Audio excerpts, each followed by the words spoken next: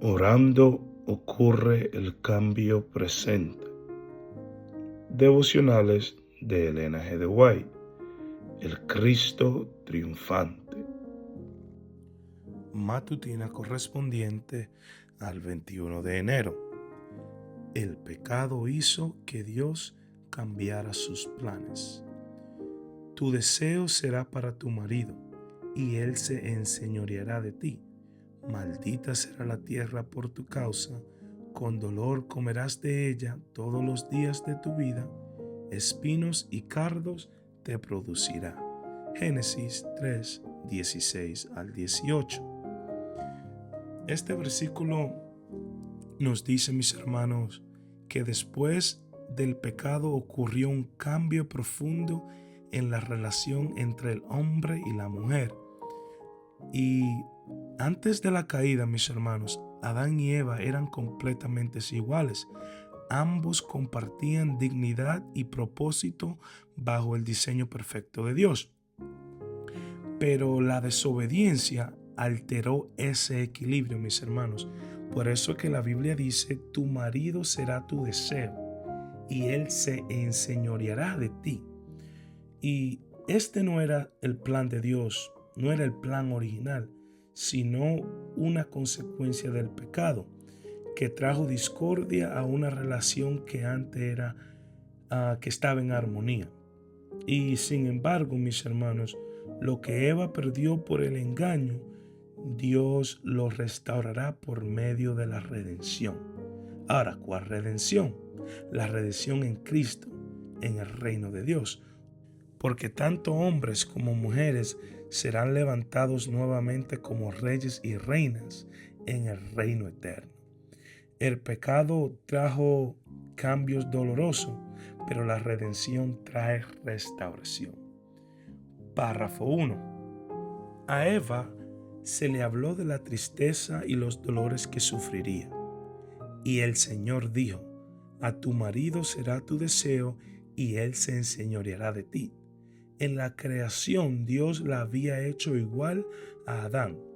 Si hubieran permanecido obedientes a Dios en concordancia con su gran ley de amor, siempre habría estado en mutua armonía.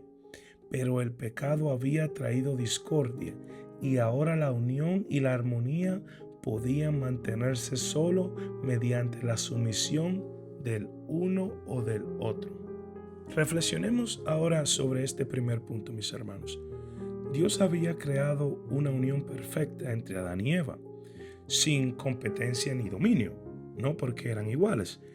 El pecado introdujo tensiones donde antes había armonía. La sumisión mencionada no fue parte del diseño original, sino una medida para mantener unidad en un mundo que ahora estaba dañado por la desobediencia. El pecado siempre altera, mis hermanos, lo que Dios creó perfecto. Párrafo 2. Eva había sido la primera en pecar. Había caído en tentación por haberse separado de su compañero, contrariando la instrucción divina. Adán pecó a sus instancias y ahora ella fue puesta en sujeción a su marido. Si los principios prescritos por la ley de Dios hubieran sido apreciados por la humanidad caída, esta sentencia, aunque era consecuencia del pecado, habría resultado en bendición para ellos. Pero el abuso de parte del hombre de la supremacía que se le dio a menudo ha hecho muy amarga a la suerte de la mujer y ha convertido su vida en una carga. En este párrafo nosotros podemos ver lo que esto significa hoy. Eva buscó algo aparentemente superior, pero terminó perdiendo lo que Dios le había dado. Esa misma actitud aparece cuando el ser humano busca caminos fuera del propósito de Dios, mis hermanos. La sujeción no era degradación, era una protección para una naturaleza ahora inclinada al egoísmo. Pero, mis hermanos, cuando el ser humano abusa de lo que Dios dio como remedio, aparece el sufrimiento. cuando nos movemos fuera de la voluntad de Dios, siempre perdemos más de lo que ganamos. Párrafo 3. Junto a su esposo, Eva había sido perfectamente feliz en su hogar edénico, pero a semejanza de las inquietas Evas modernas, se lisonjeaban con ascender a una esfera superior a la que Dios le había designado. En su afán de subir más allá de su posición original, descendió a un nivel más bajo. Aquí, mis hermanos, hay una advertencia directa para nosotros. Eva se dejó llevar por la inquietud y ambición de alcanzar algo más de lo que Dios le había asignado. ¿Y qué pasó, mis hermanos? El enemigo la engañó, haciéndole pensar que la voluntad de Dios no era suficiente.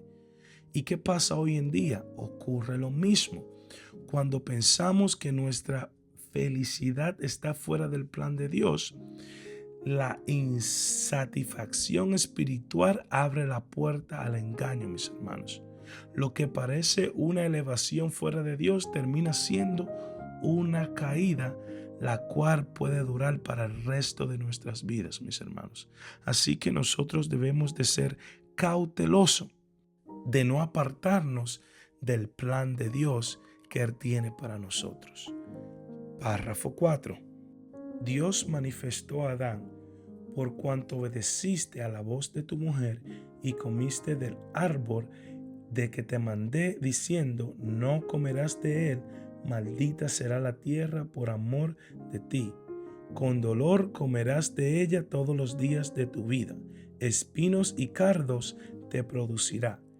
Y comerás hierba del campo, y el sudor de tu rostro comerás el pan hasta que vuelvas a la tierra, porque de ella fuiste tomado, pues polvo eres y al polvo serás tornado.